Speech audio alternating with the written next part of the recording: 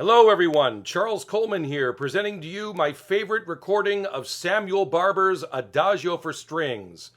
What an emotional piece, and a very short one.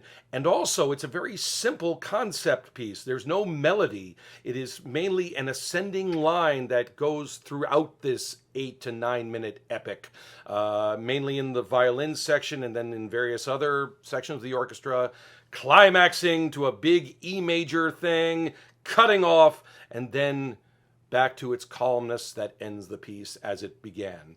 A really powerful work, one of the most famous American masterpieces. Of course, you know it. There have been multiple recordings of it.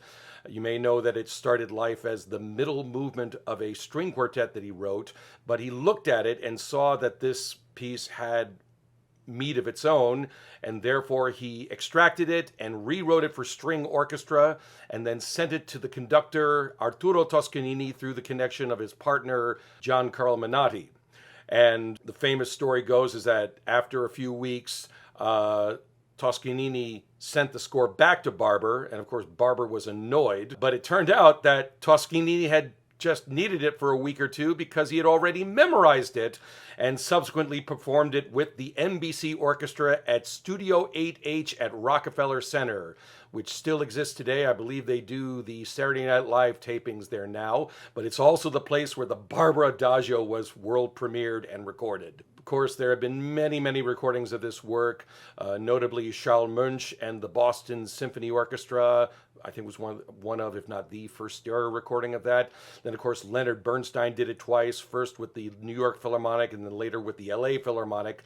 Great performance that is. It's a little bit on the slow side for me. I think it clocks in at about a full 11 minutes, but it is a very passionate performance, and, you know, it's about as hard, it's the most hard on sleep performance of that piece as you can get.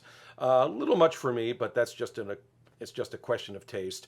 And then there's, of course, the recording that Leopold Stokowski did.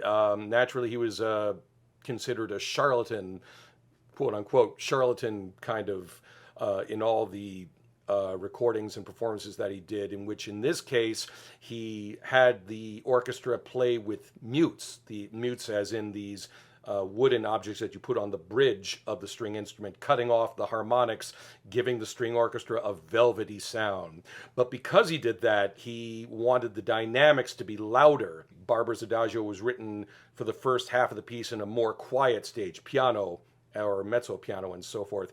But because Stokowski put mutes on these string instruments for the orchestra, he wanted to expand on the dynamics, make it more forte and be much more expressive and quicker. And then, of course, when we get to the climax, they take the mutes off and it just explodes at the end and then calms down with the mutes back on. Not what Barber wrote, but a very interesting performance nonetheless. Anyway, as I said, there have been many performances of this work and recordings, but I do have a favorite. Neeme Järvi and the Detroit Symphony Orchestra.